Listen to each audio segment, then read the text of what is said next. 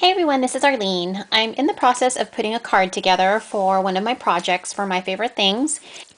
It's using the new Inspired by Flowers stamp set, and here's just a sampling of what it looks like. I actually just stamped this image here, and I'm getting ready to color it.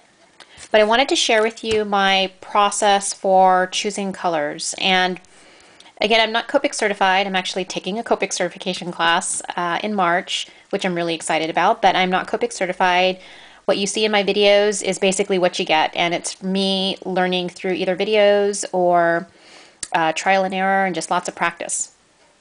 So I have my Copic color chart, and I refer to this all the time. Anytime I'm working on a Copic project, I do look at this, and I look at this so I can determine which colors match my project. And typically what I do is I take the paper that I'm working with, and these are the papers, at least for the base of the front of the card that I'm using, and this is the basic gray curio collection.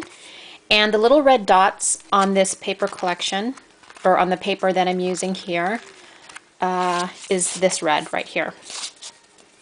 And so what I do is I go up and down my color chart and see what best matches this red.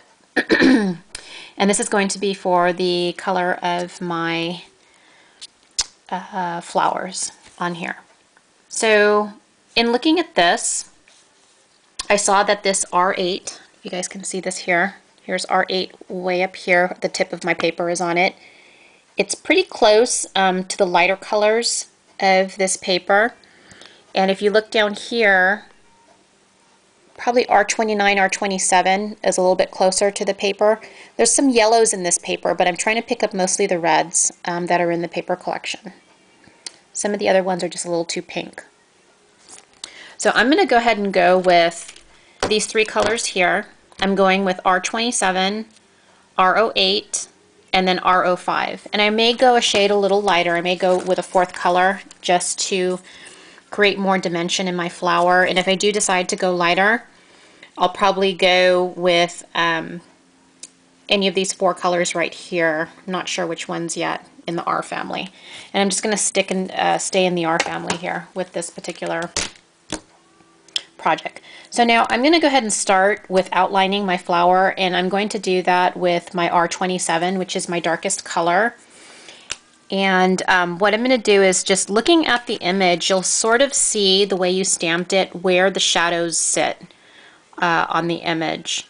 And that's what I really love about the Inspired by stamps. It's a very unique, they stamp very unique in where there's actual like life or dimension already in the stamped image. It's not like a flat image, if that makes sense to you guys. So given that, I'm going to kind of guess where the shadows or the darker areas of the flowers are going to sit.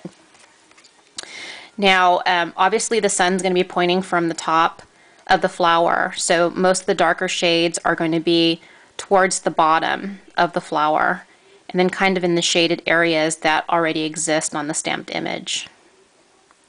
So I'm just going to go ahead and outline, like I said, where I think the darkest colors are going to sit. Hopefully you guys can sort of get an idea of what I'm doing here. And I'm sure this type of flower, again, I don't have a green thumb. Not sure if you guys saw my earlier video, but I'm not familiar with any of these flowers. So if I'm coloring this the wrong color, and this kind of flower doesn't exist in this color, oh well. I'm really not into gardening much. Love flowers, but I do not garden. Okay, so what I'm doing now is I'm sort of taking the darker color that I laid down, and I'm going in with the next darkest color, which is R08, and I'm kind of blending the darker color in. And this is what I typically do, just to kind of feather it in to blend the colors a little bit. Now I'm going to take my R05, which is my lighter color, and I'm going to keep blending in. I found that reds are sort of hard to blend with because the colors are so close to each other that it's kind of difficult to tell if you're even laying it down a different color. It's kind of interesting like that.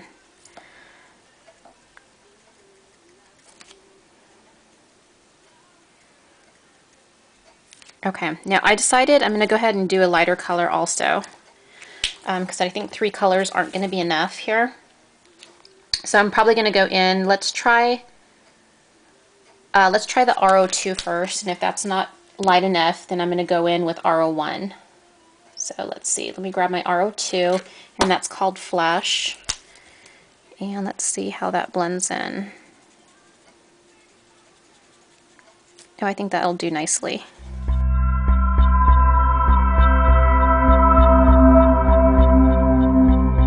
Now I'm just going to go in with my darker color and again give a little bit more dimension in areas that I didn't capture the dark colors so much that I think should be there.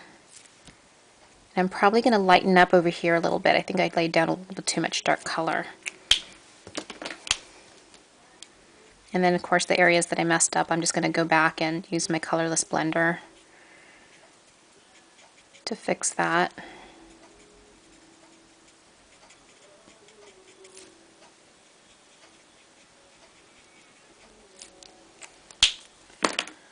So I'm taking my colorless blender and I'm just going to kind of swoop down a little bit here just to take off a little bit of color.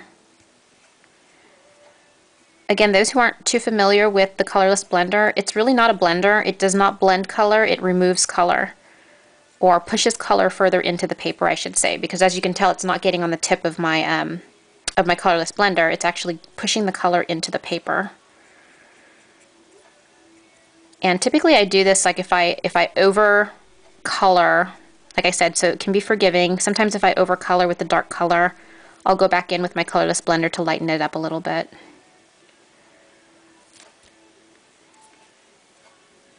And then I also use it to correct where I may have colored outside the lines. So there's my flower. You can see that. Now with the leaves, I'm not going to be too concerned of which green I'm going with here because I'm not using any green on my colored paper, so I can pretty much pick a green that I think would work out okay. I'm thinking more on the olive side. I don't want anything too dark. I want something a little bit too bright, I should say. I want something a little bit more of the deeper side, so I'm probably going to go towards the G99, 94, 85, kind of in this family right here. So I'm probably going to go with G99, 94, 85, and 40. So let me grab those colors. I'll be right back. So I decided to use these 4 colors instead. I'm going for G99, which happens to be one of my chow markers. I'm going G99, and then the next color up I'm going is G85, and then G82, and then G40. So let's go ahead and start with the darkest color again, and this is the G99 olive.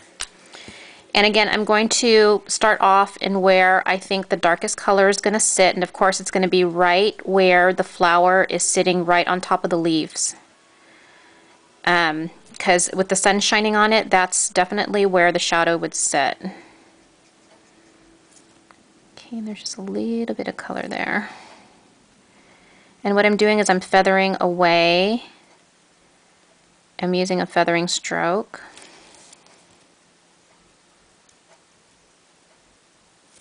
Okay, now the next part is the ends of the leaves. And then I also see in the center of the leaves here a little bit of shadow where the leaf sort of bends in the center. So I'm going to go ahead and lay down some dark color there. And again, the real cool thing about these stamps, the Inspired by stamps, is they already stamp a little bit of dimension in the image, which is really cool. Alright, then the next color up is going to be my G85, so I'm just going to take that and I'm going to blend in my darker color.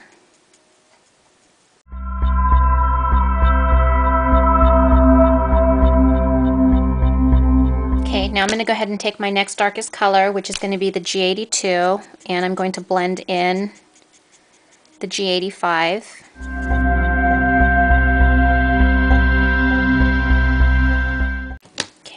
Now I'm going to lay down the G40, and this is actually going to go all over, so I'm laying it down all over to sort of blend everything together.